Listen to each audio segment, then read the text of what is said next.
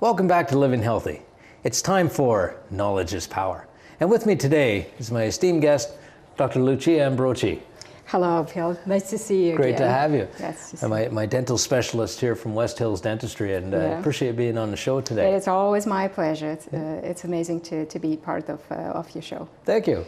And one of the key things we want to hit on today is something that a lot of people may not realize, obstructive Sleep apnea. A lot of people really don't know what that's all about, and we're still learning as a dentist and doctors what's that condition and what it can do for us. It's amazing. Because a lot of times children and adults think, well, snoring is just snoring, but snoring is more than just snoring. Right? That's correct. 60% to 80% of population who snore, and that will be the adults or children, they may be having what is called obstructive sleep apnea. When during the night time, when the people relax and go to sleep, the back of their throat gets collapsed and they maybe stop breathing at night, or they may have problems sleeping through the whole night, and that will affect their overall health as well. Really? And for adults? With the snoring, is this something different compared to children with the obstructive? Not necessarily, no. The condition can be the same for adults as for children, except that we show ourselves a little bit differently. Adult will wake up in the morning and will still be tired during the day. Right. They may be falling asleep while they talk to each other while driving. A child otherwise will go to school and be overactive and will have problems concentrating. They may come back with a report card and the marks are actually much lower because their IQ can drop quite a bit.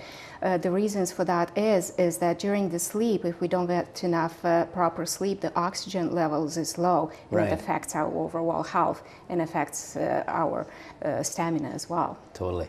Yeah, it's a matter of getting to that deep REM sleep, That's correct. Sleep when that we're like computers, when we're in the REM sleep, we usually back up all the information and truly rest.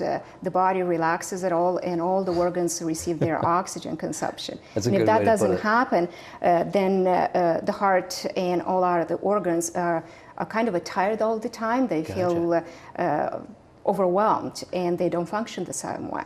And you're hitting on something that can really be quite a serious condition, isn't it? It is a very serious condition because it can decrease somebody's life expectancy up to 20% due to increase of chances of the heart attacks, strokes, hormonal changes, accidents on the roads. A lot of people would fall asleep because they're so tired and they'll get themselves in trouble. For children, it's even worse because they don't develop the same way. They don't have the growth spur many times, and they become very agitated as well, and they don't rest properly. That's a lot of repercussions, especially in childhood. That's true. And many times we don't realize that when we see a child who is overreactive, we probably put them on mood alteration medications, trying to calm them down when they actually truly need a good night's sleep without any obstructions. Gotcha. Wow, that's something. So if we look at children and adults, obviously from your perspective as a dental specialist, which oftentimes people aren't thinking about, the dentist, and to looking at obstructive sleep apnea. Now, what do we look for as far as families out there with kids? Is there certain things that you would suggest to be a solution to that problem when people see it? Definitely. If you think about it, you probably would see a dentist more often than you would see your medical doctor for regular checkups. We check and screen for sleep apneas. We'll look for any obstructions. Many times the receding jaws or small jaws or missing teeth in an adult will make the tongue fall back and block the airway at night. For children, the same. When they develop, we're looking for any signs of developmental problems with the jaws, and those children may have large adenoids. We may talk to the parents, and the parents will say that the child is grinding at night. The child is snoring at night. The child may have to wake up a couple of times a night to go to the washroom because they can hold it in, and they don't grow as well. So they look a little smaller and they feel not as well. And we as a dentist can truly screen for it. We have somebody for the checkup and refer to medical specialists for assessments, for sleep studies, and and that's very important for us to do that. That's amazing. Yeah, because oftentimes you're going to be that first point of contact. That's correct. That's correct. And again, many right? times the reason for it is the collapse of the backside of the throat and the tongue as well. So we can spot some things that are important to us. Anybody who is a mouth breather, anybody who is a gagger may have issues like sleep apnea as a result as well. So that's really amazing. Yeah, it's one of those things that often people don't think realize, about. and that's truly correct.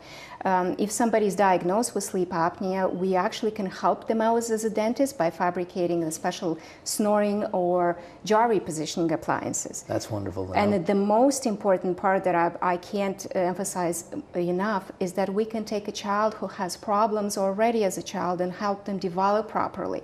So when they grow as an adult, they don't go into severe obstructive sleep apneas as well. That's just catching it early and treating it early if they have any problems with the jaw development, any problems with the airway. And we are the first ones to kind of know, because that's amazing. They sit in our chair and breathe with us when we work on them. And that's good to know, because you hit a very key important point here, is the fact that you're getting to the root of the problem. You're not just providing symptom relief on something. This is all about getting to the root. It's getting to the root of the problem, figure it out, what's causing the obstructive sleep apnea, and taking it from there. That's perfect. Thank you very much, Dr. Lucia. Thank you. Always a pleasure.